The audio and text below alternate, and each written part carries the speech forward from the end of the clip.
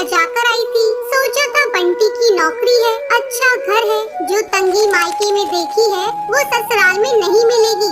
छोटा परिवार है, बंटी की 2 बहनें और माँ है, पिताजी थे नहीं।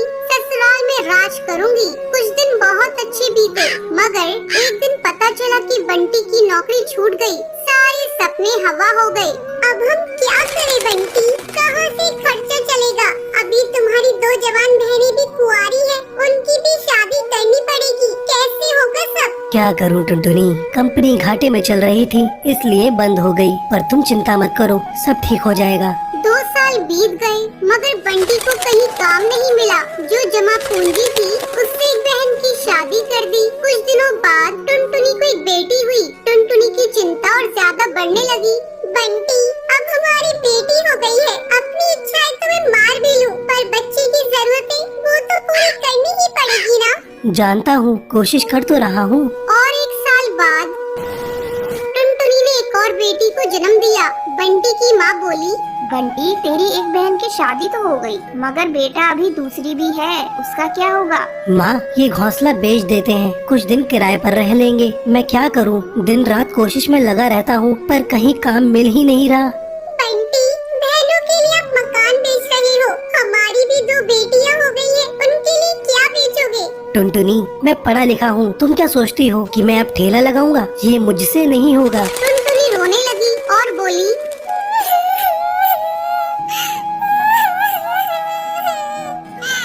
तो क्या मैं अपने बच्चों के लिए 10 रुपए के अनाज के लिए भी तरसती रहूं? दोनों बच्चियां दाने के लिए रोती रहती है, क्या पानी से उनका पेट भरती रहूं? जब तक कोई नौकरी नहीं मिलती तब तक तो कुछ कर ही सकते हो, या मुझे ही काम करना पड़ेगा? नहीं, हमारे घर की बहू बेटी बाहर काम नहीं करती। टुनटुनी बहुत दुखी रहने लगी। कुछ समय बाद घर बेचकर दूसरी बहन की शादी भी हो गई। अब तो रोज ही बंटी और टुनटुनी के बीच में लड़ाई रहने लगी। एक दिन बेरोजगारी से तंग आकर बंटी ने आत्महत्या कर ली। टुनटुनी के सारे सपने टूट गए।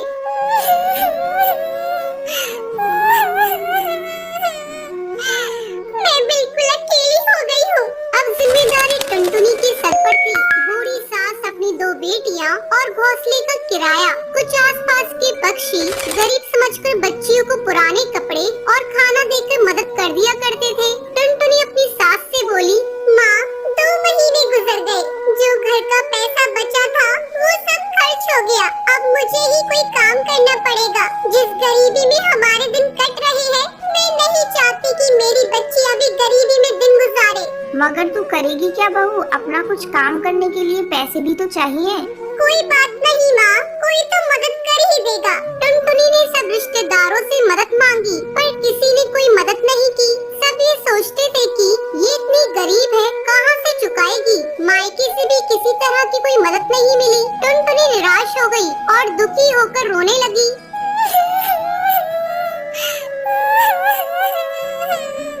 मैं अपने बच्चों को भूखा नहीं मरने दूंगी, कुछ ना कुछ करूंगी, पर इतने पैसों में क्या काम करूं? एक दिन उसे उसके ही जंगल का एक चिड़ा गोलू मिला। वो टुनटुनी की शादी से पहले टुनटुनी को बहुत पसंद करता था, लेकिन उससे कभी कुछ कह नहीं पाया था। अरे टुनटुनी, कैसी हो तुम? और यहाँ कैसे? और ये क्या हाल बना रखा है तुमने अपना? गोलू, मैं ठीक हूँ, यहाँ पास में ही मैं किराए पर रहती हूँ।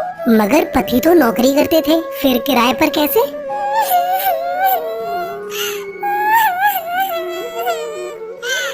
मेरे पति नहीं है, नौकरी छूट गई, घर बिक गया, बहुत गरीबी में दिन गुजार रही हूँ, कोई काम भी नहीं कर पा रही हूँ। मेरे गोलू से चूड़ियों की थोक रेट वाली दुकान पर ले गया। ये मेरी ही दुकान है टुनटुनी, फ्री में देकर तुम्हारे आत्मसम्मान को ठेस नहीं पहुंचाना चाहता, इसलिए ये 1000 रुपए की चूड़ियाँ दे रहा हूँ। बाजार में इनकी कीमत बहुत ज्यादा है, पर मैं तुम्हें ये आधे रेट में दे रहा हूँ, लेकिन तुम इन्हें 20 रुपए दर्जन बेचना। ये बहुत सुंदर चूड़ियाँ हैं, पहले कम बेचना और जैसे ही मुनाफा दिखाई दे 30 रुपए दर्जन बेचना। टुनटुनी बहुत खुश हुई। उसकी सारी परेशानी का हल जो उसे मिल गया था, वो चूड़ियाँ बेचने लगी। चूड़ी ले लो, चूड़ी रंग बिरंगी चूड़ी ले लो, सुहागों वाली चूड़ी ले लो।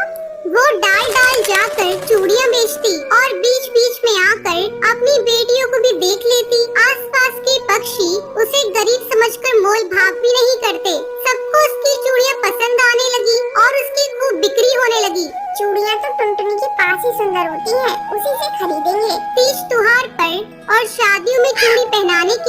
उसे ही बुलाया जाता था, जिस पर उसकी कमाई अच्छी हो जाती थी। इस तरह 1 साल गुजर गया। टुनटुनी के अच्छे दिन आने लगे। टुनटुनी गोलू से बोली, गोलू तुम्हारा बहुत बहुत धन्यवाद। तुम्हारी वजह से मैं आज अपनी गृहस्थी चला रही हूँ, नहीं तो भूखे मरने की नौबत आ गई थी। ये तो तुम्हारी मेहनत है टुनटुनी, मैंने कुछ नहीं किया। जितनी मेहनत करोगी उतना ही अच्छा फल मिलेगा। इसलिए कहते हैं मेहनत करने वालों की कभी हार नहीं होती। बंटी कबूतर की बीवी टुनटुनी की हाइट काफी छोटी थी। वो इतनी नाटी थी, जंगल के पक्षी उसका कई बार मजाक बनाते थे। टुनटुनी, तेरे लिए तो मुझे किचन में टेबल रखना पड़ेगा। माँ जी, इतनी भी नाटी नहीं हूँ मैं। और हाँ, हील्स पहनकर तो आपकी जितनी आ जाती हूँ। अरे तेरे पापा ने महंगी मोटर का लालच दे दिया, वरना तो मेरे बेटे के लिए ये लंबी लंबी चिड़ियों की लाइनें लगी थी। क्या बताऊं तुझे, कटरीना फेल थी उनके सामने।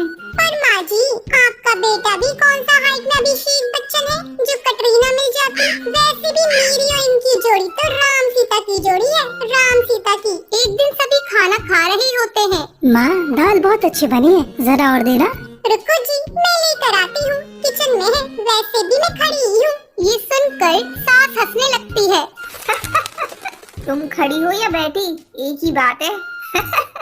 बस कीजिए जी, अभी हील्स नहीं पहनी है मैंने। वैसे भी हील्स पहनती हूँ तो आपके बराबर लगती हूँ। एक दिन टुनटुनी सब्जी लेने बाहर निकलती है तो पड़ोसन कहती है, देखो देखो कितनी नाटी है। रंग तो दिखने में ठीक ठाक था, हाइट भी ठीक ठाक थी, फिर क्या जरूरत थी ऐसी नाटी बहू लाने की।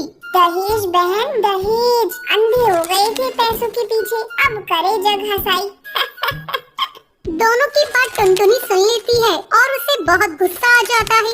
आंटी जी, एक बात बताओ, मेरे पापा के पास पैसे हैं, उनको अच्छी लड़की की तलाश थी, ये पसंद आए और शादी हो गई। इसमें मेरा क्या कसूर, ये जो आप लोग मुझे सुना रही हैं? अरे नहीं नहीं टुनटुनी, हम तो तेरी सास की बात कर रही थी। कितनी लालची औरत है।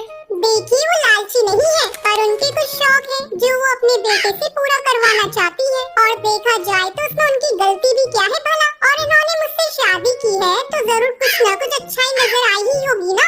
और अब ना मैं आपकी बहू हूँ और ना ही आपके रिश्तेदारों को मुझसे मिलना है। फिर ये बात समझ नहीं आई कि आप इतना परेशान क्यों हो रही हैं। ये बोलकर टुनटुनी वहाँ से निकल जाती है। टुनटुनी, चलो जल्दी से तैयार हो जाओ, हम लोगों को पार्टी में जाना है। टुनटुनी तैयार होकर पार्टी में जाती है, जहाँ बंटी का दोस्त उससे कहता है, अरे बंटी, तू कितना लकी है यार, तेरी बीवी की हाइट इतनी कम है कि तुझे बच्चे की जरूरत ही नहीं। भाभी बच्ची ऐसी है।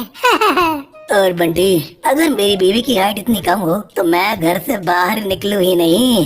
कहीं फुदक के कहीं चली गई तो लेने के देने पड़ जाएंगे। सभी टुनटुनी पर हंसने लगते हैं। तभी पार्टी की जगह पर आग लग जाती है। अरे भागो यहाँ से, जल्दी भागो। अरे लेकिन बाहर के दरवाजे पर ही आग है, हम बाहर निकलेंगे तो निकलेंगे कैसे? कोई रास्ता भी नहीं है। अरे रास्ता है ना, अगर कोई सामने वाली खिड़की से बाहर निकल जाए तो सब निकल सकते हैं। तभी टुनटुनी छोटी सी खिड़की से बाहर निकल जाती है और आग बुझा देती है। अरे वाह, भाभी जी ने तो हम सबको बचा लिया। वाह भाई वाह, बीवी हो तो ऐसी, अपने पति ही नहीं यहाँ मौजूद सभी की जान बचा लिए। भाई बंटी, माफ कर देना, तेरी बीवी तो सच में कमाल है। मुझे ये बात पता है और मुझे मेरी बीवी पर गर्व है। टुनटुनी मुस्कुराकर अपनी पति की तरफ देखती है। कुछ दिनों बाद टुनटुनी और उसकी सास मार्केट जाती है। वहाँ पर, अरे भैया, ये कपड़े देना कितने का पड़ेगा? माता जी, ये तो बहुत महंगा कपड़ा है, लेकिन अब बस 2 मीटर बचा है। मेरे तो किसी काम का है नहीं, आप बस इसके 100 रुपए दे दो। अरे भैया, तो मैं क्या करूँगी इस टुकड़े का, लेकिन वैसे है बड़ा ही सुंदर। तभी टुनटुनी बोल पड़ती है, इसमें तो मेरी पूरी ड्रेस